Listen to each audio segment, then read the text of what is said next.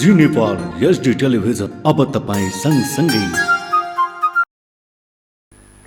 नमस्कार, जी नेपाल न्यूजमा स्वागत छ। म कविता चपागाई। सुरु गरौं प्रमुख समाचारका शीर्षकहरूबाट। नागरिकको स्वच्छ जीवनयापनलाई सरकारले उच्च प्राथमिकतामा राखेको प्रधानमन्त्री देउबाको भनाई। खाद्य वस्तुको उत्पादनदेखि बिक्री वितरण प्रणालीमा चुस्त बनाउन आग्रह।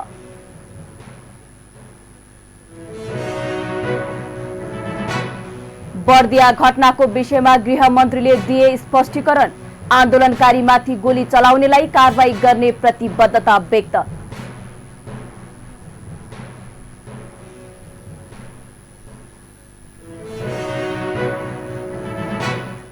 पार्टीका केही नेताहरूले आफूलाई बदनाम गर्न खोजेको पर्यटन मन्त्री आलेको भनाई। आफूलाई पदको कुनै लोभ नभएको भन्दै मन्त्री पद छाड्न तयार रहेको जिकिर।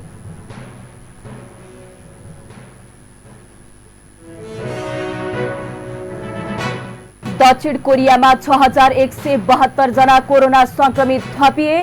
कोरोना संक्रमण बढेको भन्दै विभिन्न प्रतिबन्धनात्मक नियम लागू।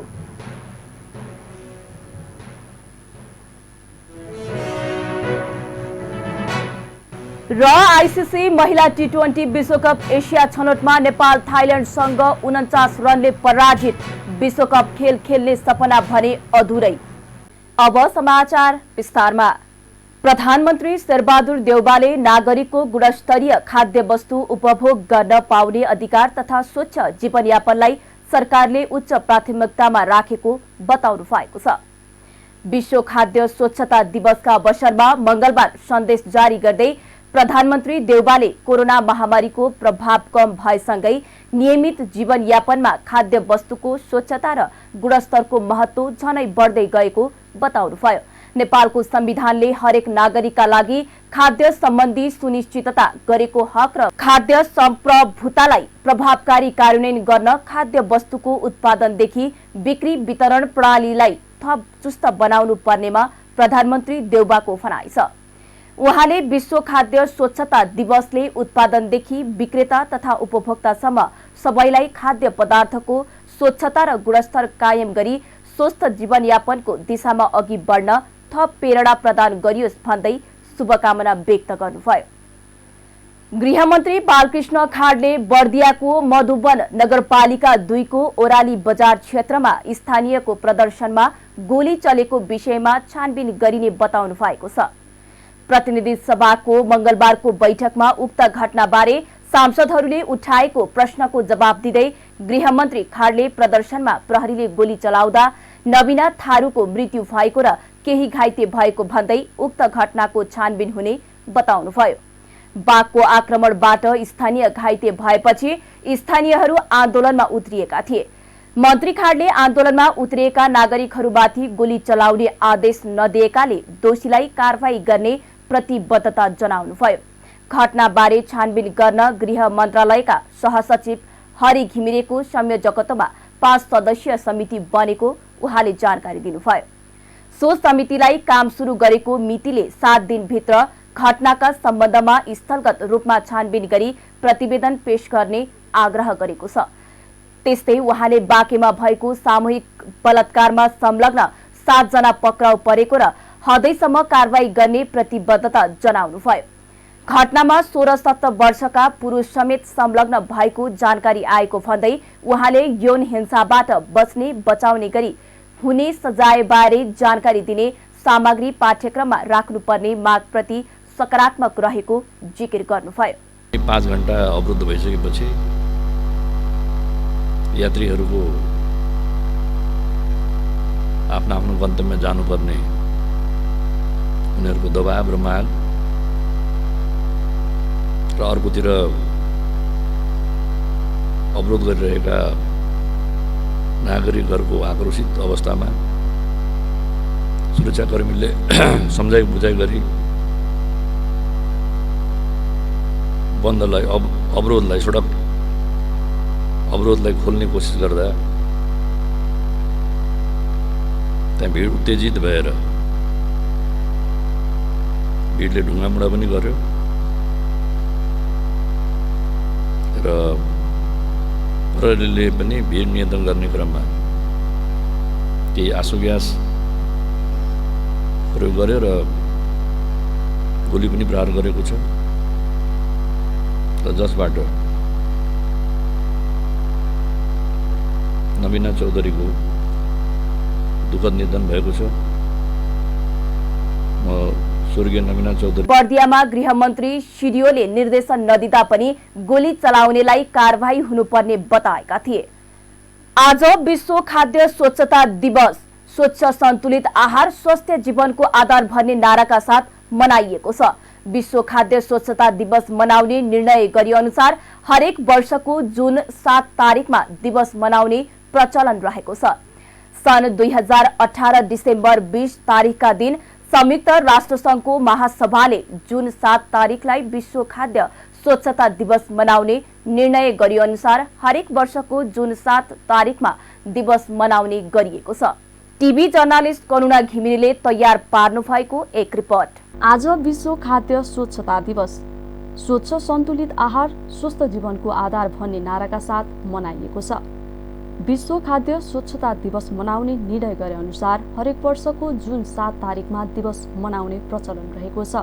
सन् 2018 डिसेम्बर 20 तारिकका दिन संयुक्त राष्ट्रसङ्घको महासभाले जुन 7 तारिकलाई विश्व खाद्य स्वच्छता दिवस मनाउने निर्णय गरे अनुसार हरेक वर्षको जुन 7 तारिकमा दिवस मनाउने गरिएको छ। संविधानमा हरेक नागरिकले पर्याप्त पोषणयुक्त गुणस्तरीय र स्वच्छ खाद्य पदार्थको उपभोग गर्न पाउने मौलिक आधारको व्यवस्था गरिएको छ। तर त्यो व्यवस्थाको कार्यान्वयन पक्ष भने फितलो रहेको छ। विश्व स्वास्थ्य संगठनको तथ्याङ्क अनुसार विश्वमा हरेक वर्षमा अस्वस्थकर एवं दूषित खाद्य पदार्थबाट झाडापखालादेखि क्यान्सरसम्म गरी 200 भन्दा बढी रोग लाग्ने, प्रत्येक 10 जना मध्ये 1 जना विषाक्त खाद्य पदार्थको उपभोगका कारण बिरामी हुने, 4,20,000 खाद्यजन्य रोगबाट मृत्यु हुने तथा झाडापखालाबाट करिब 55 करोड बिरामी र 2,30,000 को मृत्यु हुने गर्दछन्।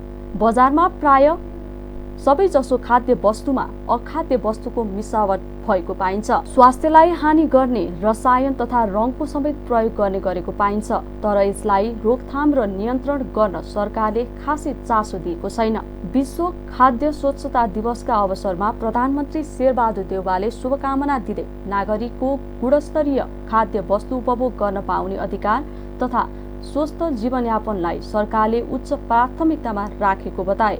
खाद्य पदार्थको स्वच्छता कायम राख्न उत्पादनदेखि उपभोगसम्मका सम्पूर्ण चरणसँग सम्बद्ध सबैले इमानदार र प्रतिबद्ध भएर काम गर्न आवश्यक रहेको उहाँको भनाइ छ। सरकारले हरेक दिन जसो बजार अनुगमन गरिरहेको भनिए पनि उपभोक्ताले त्यो महसुस नै गर्न पाएका छैनन्। अखाद्य वस्तुको मिसावटसँगै महँगीको मारमा उपभोक्ता छन्। स्वस्थ जीवनका लागि स्वच्छ र सन्तुलित खाना एउटा महत्त्वपूर्ण पक्ष भनिए पनि कार्यान्वयन नहुँदा अस्वस्थ खानपानकै कारण जटिल प्रकारका रोग समेत लाग्ने गरेको छ। सांसदहरूले आगामी असार भित्रै सवारी साधनमा इम्पोस्ट नम्बर राख्नुपर्ने यातायात व्यवस्था विभागले जारी गरेको प्रावधान फिर्ता लिन माग गरेका छन्। प्रतिनिधि सभाको मंगलबारको बैठकमा विनियोजन विधेयकमाथिको छलफलका क्रममा नेपाली कांग्रेसका सांसद गगन थापाले सबै जनताले असार भित्रै सबै सवारी साधनमा इम्पोस्ट नम्बर राख्न तत्काल सम्भव नभएकाले यो प्रावधान फिर्ता हुनुपर्ने बताउनुभयो। उहाँले सम्बन्धित मन्त्रीलाई इम्पोस्ट नम्बर राख्नका लागि यातायात कार्यालयमा सर्वसाधारणको लाइन र शास्ति हेर्न समेत आग्रह गर्नुभयो। सांसद थापाले काठमाडौँको अहिले देखिएको फोहोर व्यवस्थापनको मूल जिम्मेवारी महानगरपालिका र शहरी विकास मन्त्रालयको भएको र यस अघिको समयमा आवश्यक काम नगरेकाले अहिलेको समस्या देखिएको बताउनुभयो। उहाँले आगामी दिनमा कम मूल्यमा मात्रै नभई कम समयमा पनि काम गर्छु भन्नेलाई ठेक्का दिँदा पुँजीगत खर्च कम हुने र समस्या समाधान हुने धारणा व्यक्त गर्नुभयो। त्यो पूरा गर्नको लागि यो वर्षको बजेटबाट के अरब पैसा छुट्याउने हो भने फोहोरको दीर्घकालीन हल निस्कन्छ। त्यसैले म सरकारको पनि ध्यान आकर्षण गराउँछु, मान्य मन्त्रीजीलाई यसको लागि पहल कदम लिन पनि आग्रह गर्छु र सदनमा आएर छलफल गर्नको लागि पनि आग्रह गर्न चाहन्छु। स्वर्गीय सुशील कोइराला प्रधानमन्त्री हुनुभएको बेलामा काठमाडौँ उपत्यका यो सडक विस्तार भन्ने आयोजना थियो। सांसद थिएँ म। आफ्नो निर्वाचन क्षेत्रमा केही गाविसहरू थिए त्यो बेलामा, महाकाल, चपली, कपन यो गाविसहरूमा सडक विस्तारका निम्ति योजना बोकेर मन्त्रालय धाएँ, प्रधानमन्त्री कहाँ गएँ, करिब 20वटा योजनाहरू पर्यो सडक विस्तार, करिब 4 अरब रुपियाँ पैसा विनियोजित पनि भयो। जताततै सडक विस्तार भइसके पछाडि नागरिकहरूले, मेरो क्षेत्रको मतदाताहरूले धेरै खुसियाली पनि प्रकट गर्नुभयो, मलाई धेरै ठुलो स्वागत पनि गर्नुभयो, धन्यवाद पनि। 2 वर्षमा काम सक्नुपर्ने थियो, ठेक्काको कबोल त एकदम कम पैसामा भयो। त्यस्तै एमालेका सांसद भीम रावलले सवारी साधनमा इम्पोस्ट नम्बर असाध्भित्रै यातायात विभागले राख्न गरेको निर्देशनको विरोध जनाउनुभयो। उहाँले बायोमेट्रिक सूचना निजी कम्पनीले लिँदा व्यक्तिगत विवरण गोप्य नरहने समेत उल्लेख गर्नुभयो। रावलले बजेटमा सुरुङ निर्माण सम्बन्धमा सीमित जिल्लामा मात्र कार्यक्रम रहेको उल्लेख गर्नुभयो। दक्षिण एसियामा सबैका नम्बर उस्तै गर्ने हुनाले निर्णय गरे। बडा हास्यास्पद तर्क। त्यसपछि बङ्गलादेशले आफ्नो बङ्गाली भाषामा किन अक्षर राखेको थियो? किन राख्यो? जब हाम्रो देशमा हामी समाचार माध्यममा दिनदिनै पढ्न पाउँछौँ, भारतीय गाडीहरू बेरोकटोक नेपालमा आउँछन्, सिमानामा नेपालका गाडीहरू जानु पर्यो भने धेरै कठिन हुन्छ भनेर यो दिनदिनै पढ्न पाइने समाचार होइन र? अनि के नेपालका गाडीहरू दिनदिनै भारत, बङ्गलादेश, पाकिस्तान, श्रीलङ्का कुद्ने भएर अनि त्यो अङ्ग्रेजी भाषामा राख्नु पर्यो? यो हास्यास्पद तर्क दिएर आफ्नो देशको मौलिकता, आफ्नो देशको पहिचान। उहाँले निजगढ अन्तर्राष्ट्रिय विमानस्थल निर्माणका सम्बन्धमा भएको फैसलाप्रति असन्तुष्टि जनाउँदै सरकारले ठूलो रकम लगानी गरिसकेको सन्दर्भमा निर्माण रोक्न नहुने बताउनुभयो। संस्कृति, पर्यटन तथा नागरिक उड्डयन मन्त्री प्रेम बहादुर आलेले आफ्नै पार्टीका केही नेताहरूले आफूलाई बदनाम गर्न खोजेको बताउनु भएको छ। मंगलबार पशुपतिमा विश्वरूपा मन्दिर तथा सत्तल पुनर्निर्माण कार्यक्रमको क्षमा पूजा सहित शुभारम्भ एवं शिलान्यास कार्यक्रममा मन्त्री आलेले आफ्नै पार्टीका केही नेताहरूले आफूले धेरै चलखेल गर्यो भनेर आफू विरुद्ध अन्तर्वार्ता दिएर बदनाम गर्न खोजेको बताउनु भएको हो। मन्त्री आलेले आफूलाई पदको कुनै लोभ नभएको भन्दै आफू मन्त्री छाड्न तयार रहेको जिकिर गर्नुभयो। आफूहरू 6 महिनाका लागि मन्त्री बनेको, तर यस बीचमा 2 महिना ग्रेस मार्क समेत पाएर 8 महिना सरकारमा बस्न पाएको भन्दै अरूलाई मौका दिँदा आफू खुसी हुने उहाँले बताउनुभयो। उहाँले बता समूह विरुद्धको मुद्दा अघि बढाउनका लागि ओडा तहबाट सहयोग नभएको जिकिर गर्नुभयो। ओडा अध्यक्ष कहिले भोजमा छ, ओडा सदस्यहरूलाई फोन गरेको पटक पटक सबै बिरामी एकै दिन आउँछ। यस्तो खालको दरिद्रताले देश बन्दैन। म यही मञ्चबाट भन्न चाहन्छु, वडा अध्यक्षज्यू एकदम एनर्जेटिक हुनुहुन्छ, युवा हुनुहुन्छ र अझै गठबन्धनको साथी पनि हुनुहुन्छ। म उहाँलाई आग्रह गर्न चाहन्छु, हामीले 3टा मुद्दा 1, 2, 3 गरेर हामीले जितिसकेका छौँ। अब छिटै यो धर्मशाला देश विदेशमा रहेका हिन्दू धर्मावलम्बीहरूले पशुपति क्षेत्रमा आएर पूजा आराधना गर्न आउँदा सस्तो सुलभमा बस्न खान पाउन् भनेर चाहिने भारतका सम्माननीय प्रधानमन्त्री आदरणीय नरेन्द्र मोदीले 25 करोड रुपियाँ दिएर मन्त्री आलेले पशुपति क्षेत्रको विकासका लागि त्यहाँ भएका अतिक्रमण हटाएर सुधारका काम गर्ने प्रतिबद्धता जनाउनुभयो। प्रमुख प्रतिपक्षीय दल नेकपा एमालेले प्रधान न्यायाधीश चोलेन्द्र शमशेर जबरा विरुद्धको महाअभियोग सिफारिस समितिमा पठाउन माग गरेको छ। प्रतिनिधि सभा कार्यव्यवस्थाको मंगलबार बसेको बैठकमा एमालेका प्रतिनिधिले महाअभियोग प्रस्ताव सिफारिस समितिमा पठाउन माग गरेका हुन्। कार्यव्यवस्था समितिका एक सदस्यले एमाले सचेतक शान्ता चौधरी र सांसद खगराज अधिकारीले प्रधान न्यायाधीश विरुद्धको प्रस्ताव महाअभियोग सिफारिस समितिमा पठाउन माग गरेका हुन्। एमालेका सचेतक र प्रतिनिधि खगराज अधिकारीले प्रधान न्यायाधीश विरुद्धको महाअभियोग प्रस्ताव महाअभियोग सिफारिस समितिमा पठाउँ भन्ने माग राख्नु भएको छ। छलफल जारी छ, कार्यव्यवस्थाका एक सदस्यले जानकारी दिनुभयो। एमाले सांसद अधिकारीले प्रधान न्यायाधीश विरुद्धको महाअभियोग प्रस्ताव सिफारिस समितिमा ल्याएर छिटो टुङ्गोमा पुर्याउनु पर्ने माग गरेको छ। प्रधान न्यायाधीश जबरा विरुद्ध गत फागुन 1 गते सत्तारूढ कांग्रेस माओवादी केन्द्र र एकीकृत समाजवादीका सांसदले महाअभियोग प्रस्ताव संघीय संसद सचिवालयमा दर्ता गराएका थिए। मधेस आन्दोलन र थरूहट आन्दोलन लगायत विभिन्न आन्दोलनमा लगाइएका झुटा मुद्दा फिर्ता लिनुपर्ने लगायतका माग राख्दै लोकतान्त्रिक समाजवादी पार्टीले प्रधानमन्त्री शेरबहादुर देउवालाई ज्ञापन पत्र बुझाएका छन्। मंगलबार जसपा अध्यक्ष महन्त ठाकुर नेतृत्वको टोलीले मधेस तथा थारूहट आन्दोलनकारीमाथि लागेका मुद्दा फिर्ता र रिहाई तथा सम्झौता कार्यान्वयन लगायतका 11 माग बुँदे माग राख्दै प्रधानमन्त्री देउवालाई ज्ञापन पत्र बुझाएका हुन्। लोसपाले महोत्तरी र कैलालीमा रहेका रेशम चौधरी लगायतका बन्दीहरूलाई अविलम्ब रिहाई गर्न ध्यानाकर्षण गराएका छन्। त्यस्तै संविधान अनुसार जन्मसिद्ध नागरिकका सन्तानलाई अविलम्ब नागरिकता प्रमाणपत्र प्रदान गर्ने र वैवाहिक अंगीकृत सम्बन्धी हालसम्म कायम रहेको कानूनी व्यवस्थालाई निरन्तरता दिन पनि लोसपाले माग गरेको छ। लोसपाले किसानलाई मल खादको व्यवस्था अविलम्ब गर्न पनि माग गरेको छ भने बाढी पहिरो नियन्त्रणका लागि तत्कालीन अल्पकालीन र दीर्घकालीन कार्यक्रम लागू गर्नुपर्ने र विस्थापितहरूको बसोबासको व्यवस्था मिलाउन पनि ध्यानाकर्षण गराएको लोसपाका नेता उमाशंकर अरगरीले जानकारी दिनुभयो। पासै हुनुपर्छ भनेर उहाँले प्रतिबद्धता पनि जाहेर गर्नु भएको छ। अर्को कुरा मधेस आन्दोलनमा लागेका मुद्दाहरू अब रेशम चौधरी लगायतका अब हाम्रो मौतरी इलाका साथीहरू पनि निर्दोषहरू फस्नु भएको छ, उहाँहरूको विषयमा कुरा गरे। अहिले जल्दो बल्दो किसानको समस्यामाथि मल खाद अविलम्ब उपलब्ध गराउनको लागि हामी माग गरेका छौँ। यस्तै अब अहिले भूमिको जुन समस्याहरू भएछ भूमिहीनहरूको मधेसी थारू आदिवासी जनजाति सिल्की समुदाय समेतलाई समेटेर अगाडि बढाउनको लागि लोसपाले आकाशिएको महँगी र कालो बजारी अविलम्ब नियन्त्रण गर्नुपर्ने र पछि परेका समुदायलाई प्राथमिकतामा राखी भूमि वितरण सम्बन्धी कार्यक्रम लागू गर्नुपर्नेमा जोड दिएको छ। यातायात व्यवस्था विभागले 2078 मंसिर 1 गतेदेखि दर्ता भएका नयाँ सवारी साधन फागुन 1 गतेदेखि नामसारी भएका सवारी साधन र 2079 जेठ 1 गतेबाट नवीकरण भएका सवारी साधनमा मात्र इम्पोस्ट नम्बर प्लेट अनिवार्य गरिएको जनाएको छ। इम्पोस्ट नम्बर प्लेटका विषयमा जानकारी दिन मंगलबार काठमाडौँमा पत्रकार सम्मेलन गर्दै विभागका महानिर्देशक नवराज घिमिरेले असार 1 गते भित्रै जडान गरिसक्नुपर्ने इम्पोस्ट नम्बर प्लेट सबै सवारी साधनलाई अनिवार्य नभएको जानकारी दिनुभएको हो। तत्कालै एकै पटक 25 लाख सवारीमा इम्पोस्ट नम्बर प्लेट राख्न असम्भव रहेको भन्दै उहाँले पूर्वाधार विस्तारको काम भइरहेको बताउनुभयो।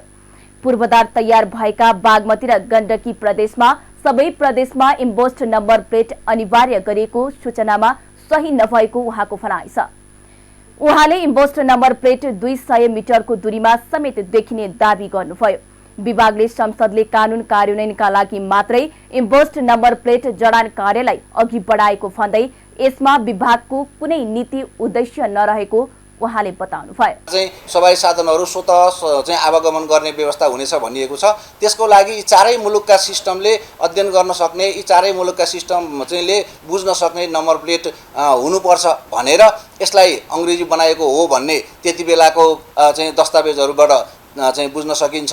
त्यसले गर्दाखेरि अब यो मुख्य तीनवटा कुरा हो। यसैले यी तीनवटा सुविधाहरू यी तीनवटा प्रविधिहरूको उपयोग लिनको निमित्त इम्पोस्ट नम्बर प्लेट जडान गरिएको हो भन्ने यहाँहरूलाई म अनुरोध गर्न चाहन्छु। अब इम्पोस्ट नम्बर प्लेट जडानको लागि अहिले यातायात व्यवस्था विभागले लिएको अग्रसरता यो केवल सार्वभौम संसदले बनाएको कानुन कार्यान्वयनको प्रयास मात्रै हो। यसमा यातायात व्यवस्था विभागको आफ्नै कुनै स्पेशल कार्यक्रम पनि छैन। यसमा यातायात व्यवस्था विभागको स्पेशल आफ्नो विशेष किसिमको उद्देश्य पनि छैन। फागुन 1 2078 पछाडि अर्को व्यक्तिसँग किनेर आफ्नो व्यक्तिमा नामसारी गर्नुभएको छ भनेदेखि ती भेहिकलमा इम्पोस्ट नम्बर प्लेट हेरिनेछ। त्यस्तै विभागले इम्पोस्ट नम्बर प्लेटका बारेमा अनावश्यक भ्रममा नपर्न समेत आह्वान गरेको छ। नेपालमा थप 28 जनामा कोरोना संक्रमण पुष्टि भएको छ। देशभर गरिएको 2120 पीसीआर परीक्षणका क्रममा 7 जना र 1256 एन्टिजेन परीक्षणका क्रममा 21 जनामा कोरोना संक्रमण पुष्टि भएको हो। कोरोनाका कारण मंगलबार पनि कसैको मृत्यु नभएको स्वास्थ्य मन्त्रालयले जनाएको छ। त्यस्तै थप 9 संक्रमित निको हुँदा हालसम्म नेपालमा 9,64,159 जना निको भएका छन्। हाल नेपालमा 107 सक्रिय संक्रमित आइसोलेसनमा रहेको मन्त्रालयले जनाएको छ। नेपाल स्वास्थ्यकर्मी संघको 31औं स्थापना दिवस बाँकेमा विविध कार्यक्रम गरी मनाइएको छ। स्थापना दिवसको अवसरमा कोभिड सचेतीकरण कार्यक्रमको आयोजना गरी मनाइएको हो। संघको स्थापना दिवसको अवसरमा नेपालगञ्जको जमुनाहा नाकामा मास्क वितरणसँगै सचेतीकरण कार्यक्रमको आयोजना गरिएको छ। नेपालगञ्जका नगर प्रमुख प्रशान्त विष्टले कोरोना भाइरस संक्रमणको जोखिम कायमै रहेकाले मास्कको प्रयोग जरुरी रहेको बताउनुभयो। भाइरस संक्रमणको जोखिम कायमै रहेकाले मास्कको प्रयोग गर्नुपर्ने, भौतिक दूरी कायम गरिनुपर्ने र सरसफाइमा विशेष ध्यान दिनुपर्ने आग्रह गर्नुभएको छ। उहाँले कोरोना महामारीमा स्वास्थ्य कर्मीहरूले खेलेको भूमिकाको उच्च प्रशंसा समेत गर्नुभएको छ। बाँके प्रहरीले एकैपटक नेपालगञ्जका 7 क्यासिनोमा छापा मारेको छ। क्यासिनोमा नेपालीका लागि प्रवेश निषेध गरे पनि क्यासिनोमा प्रवेश गरी जुवा खेलाउने कार्य भएको उजुरी आएकाले छापा मारिएको जिल्ला प्रहरी कार्यालय बाँकेका प्रहरी नायब उपरीक्षक मधुसूदन न्यौपानेले जानकारी दिनुभयो। प्रहरीले क्यासिनोमा छापा मार्दा नेपालगञ्ज स्थित धम्बोजी चोक नजिक रहेको होटल सिटी प्यालेसभित्र सञ्चालनमा रहेको सिटी गेमिङ क्लब क्यासिनोबाट पुनः 6 जना नेपालीलाई पक्राउ गरिएको उहाँले बताउनुभयो। प्रहरीका अनुसार उनीहरूलाई थप अनुसन्धानका लागि जिल्ला प्रहरी कार्यालयमा राखिएको छ। यसअघि पनि आइतबार होटल सिटी प्यालेसभित्र सञ्चालित सिटी गेमिङ क्लब क्यासिनोबाट नेपालगञ्जका 7 नेपाली युवालाई प्रहरीले नियन्त्रणमा लिएको थियो। नेपालको कुनै पनि क्यासिनोमा विदेशी बाहेक नेपालीलाई प्रवेश गर्न निषेध गरिएको छ। तर नेपालगञ्जका क्यासिनोहरूले निर्वाध रूपमा नेपालीलाई प्रवेश गराई जुवा खेलाउने काम गरिरहेका छन्। गर्मी समय सुरु भएसँगै भेरी अस्पताल नेपालगञ्जमा ज्वरोका बिरामी खासै देखिएका छैनन्। अघिल्लो वर्ष ज्वरोका बिरामी धेरै आउने गरेको भए पनि यस वर्ष खासै नआएको भेरी अस्पतालका सूचना अधिकारी डाक्टर संकेत रिसालले जानकारी दिनुभयो। अस्पतालमा प्रतिदिन 100 देखि 150 जनासम्म विभिन्न रोगका बिरामी आउने गरेका छन्। बालबालिकादेखि वृद्धसम्म झाडा पखाला, दम, टाउको दुख्ने लगायतका बिरामीले अस्पताल भरिभराउ भएको डाक्टर रिसालले बताउनुभयो। उहाँले सर्पदंशका बिरामी पनि यस वर्ष कम भएको उल्लेख गर्दै दमको समस्या बढी भएका बिरामीहरू उपचारका लागि बढी आउने गरेको बताउनुभयो। भेरी अस्पताल बाहेक यहाँका नेपालगञ्ज मेडिकल कलेज, राम जानकी अस्पताल, ब्रेस्टन अस्पताल लगायतमा झाडा पखाला, दम, टाउको दुखेका बिरामी देखिएका छन्। चिकित्सकहरूले गर्मीयाममा दिउँसो जथाभावी बाहिर नहिड्न, हिड्नै परे शरीर छोप्ने कपडा लगाउन र पर्याप्त मात्रामा शुद्ध तथा सफा पानी पिउन, आँखालाई संरक्षण हुने चस्मा प्रयोग गर्न सुझाव दिएका छन्। बाँकेमा सामूहिक बलात्कारको आरोपमा 7 जना पक्राउ परेका छन्। राप्ती सोनारीकी एक 16 वर्षीय किशोरीलाई बलात्कार गरेको आरोपमा 5 जना र उनीहरूलाई सहयोग गर्ने अन्य 2 गरी 7 जनालाई पक्राउ गरिएको जिल्ला प्रहरी कार्यालय बाँकेको प्रहरी नायब उपरीक्षक मधुसूदन न्यौपानेले जानकारी दिनुभयो। पक्राउ पर्नेमा बैजनाथ 8 का 24 वर्षीय विक्रान्त थारू, 25 वर्षीय निराजन थारू, 23 वर्षीय राजकुमार थारू, 17 वर्षीय हेमराज थारू र प्रवीण थारू उक्त घटनामा सहयोग गरेको आरोपमा अन्य 2 जनालाई नियन्त्रणमा लिएर अनुसन्धान कार्य भइरहेको जिल्ला प्रहरी कार्यालय बाँकेले जनाएको छ। प्रहरी नायब उपरीक्षक न्यौपानेका अनुसार फेसबुकमा 1 वर्षदेखि चिन्जान भएका बैजनाथ गाउँपालिका 8 का हेमराज थारूले राप्ती सोनारी घर भएकी ती किशोरीलाई आफ्नो जन्मदिन मनाउन बोलाएका थिए।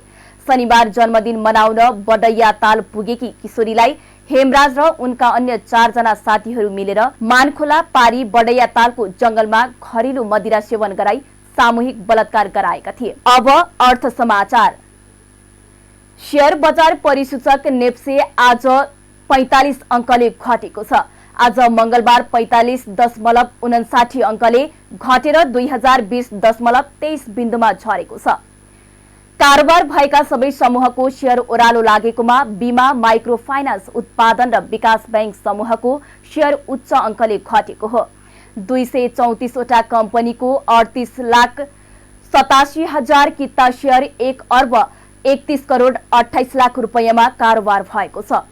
सबैभन्दा धेरै एनआईसी एसिया बैंकको 6 करोड 11 लाख रुपैयाँको शेयर किनबेच भएको छ। आज सबैभन्दा धेरै हिमालयन ब्याङ्कको सेयर 10% तथा सपोर्ट लघुवित्त, समता लघुवित्त र जनउत्थान लघुवित्त कम्पनीको सेयर 5.5% ले घटेको छ। समग्रमा बजार राताम्य हुँदा पनि उपकार लघुवित्त र बलफी हाइड्रो पावरको सेयर 10% ले बढेको छ। गएको वर्षको भदौमा 3180 बिन्दुसम्म पुगेको नेप्से 10 महिनामा झण्डै 1200 अङ्कले घटिसकेको छ। अब अन्तर्राष्ट्रिय समाचार। दक्षिण कोरियामा कोरोना भाइरस संक्रमण केही घट्दो क्रममा रहे पनि अझै हजारौंको संख्यामा दैनिक संक्रमित भइरहेका छन्। दक्षिण कोरियामा पछिल्लो 24 घण्टामा 6172 जना संक्रमित थपिएका समाचार संस्था सिन्हाले जनाएको छ। यो सँगै अहिलेसम्म दक्षिण कोरियामा 1,81,74,880 जनामा कोरोना भाइरसको संक्रमण पुष्टि भइसकेको छ। दक्षिण कोरिया उच्च संक्रमणको बिन्दु भन्दा केही तल झरेको छ। एक हप्ता अगाडिसम्म दैनिक 10,000 भन्दा धेरै संक्रमित थपिने गरेका थिए। कोरोना संक्रमण बढेको भन्दै दक्षिण कोरियामा विभिन्न प्रतिबन्धनात्मक नियमहरू लागू गरिएको छ। अब खेल समाचार। 19 वर्ष मुनिको आईसीसी महिला टी20 विश्वकप एसिया छनौट अन्तर्गत नेपाल थाइल्याण्डसँग 49 रनले पराजित भएको छ। मलेसियामा थाइल्याण्डले दिएको 90 रनको लक्ष्य पछ्याएको नेपाल एक बल बाँकी छँदै 40 रनमा अल आउट भएको थियो। नेपालकी सृष्टि जोशीले सर्वाधिक 7 रन बनाइन्। यस्तै साना प्रवीणले 6, अनु कडायतले 5, अञ्जली विश्वकर्मा, मनिषा उपाध्याय र कृतिका मरासिनीले 3-3 रन बनाएका थिए। यसअघि पहिले ब्याटिङ गरेको थाइल्याण्डले 20 ओभरमा 7 विकेट गुमाएर 89 रन बनाएको थियो। बलिङतर्फ नेपालकी कृतिका मरासिनी र मनिषा उपाध्यायले 2 विकेट लिए। आजको हारसँगै नेपालको विश्वकपमा छनौट हुने सम्भावना सकिएको छ। तालिकामा नेपालले 4 खेलमा 2मा जित र 2 वटामा हार बेहोरेको छ। थाइल्याण्डले भने 4 वटै खेल जितेको छ। त्यस्तै युएईले 3 वटा खेलेकोमा सबैमा जितेको छ। नेपालले अन्तिम खेलमा पर्सि मलेसियासँग खेल्नेछ। शीर्ष टोली दक्षिण अफ्रिकामा हुने 19 वर्ष मुनिको महिला विश्वकपमा पुग्नेछ। खेल समाचारसँगै हामी जी नेपाल न्यूजको अन्त्यमा आइसकेका छौं। जाँदा जाँदै मुख्य खबरका शीर्षकहरू पुनः एकपटक। नागरिकको स्वच्छ जीवनयापनलाई सरकारले उच्च प्राथमिकतामा राखेको प्रधानमन्त्री देउबाको भनाई। खाद्य वस्तुको उत्पादनदेखि बिक्री वितरण प्रणालीमा चुस्त बनाउन आग्रह।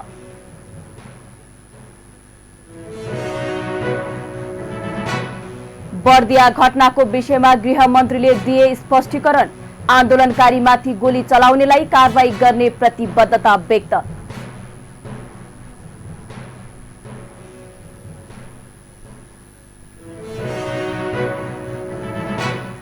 पार्टीका केही नेताहरूले आफूलाई बदनाम गर्न खोजेको पर्यटन मन्त्री आलेको भनाई। आफूलाई पदको कुनै लोभ नभएको भन्दै मन्त्री पद छाड्न तयार रहेको जिकिर।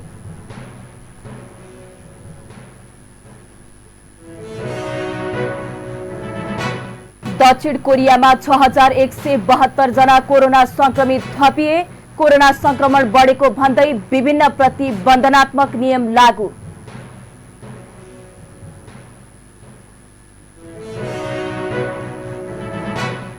र आईसीसी महिला टी20 विश्वकप एसिया छनौटमा नेपाल थाइल्याण्डसँग 49 रनले पराजित।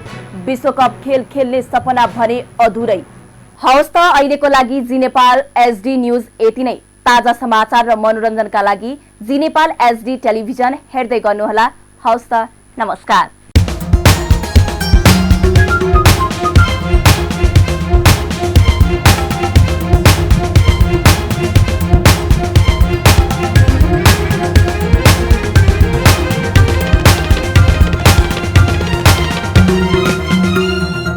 जी नेपाल एचडी टेलिभिजन अब तपाईं सँगसँगै